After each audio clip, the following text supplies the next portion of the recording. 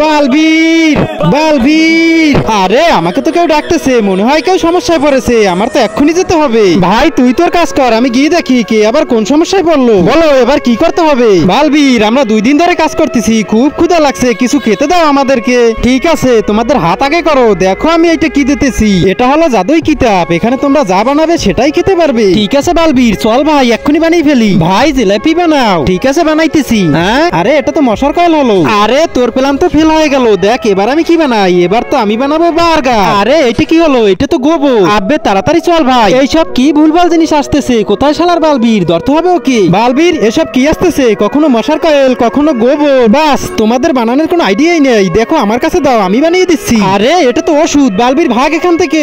ভাই ধরিস শালাকে, যেন ভাগতে না পারে। কিন্তু তার আগে যারা চ্যানেলটিকে সাবস্ক্রাইব করে দিবে তাদের মা বাবা যেন অনেকদিন বেঁচে থাকে, আর যারা লাইক কমেন্ট করে দিবে তাদের মনের আশা যেন পূরণ হয়। কমেন্টে লিখে যাও আই লাভ ইউ মা বাবা।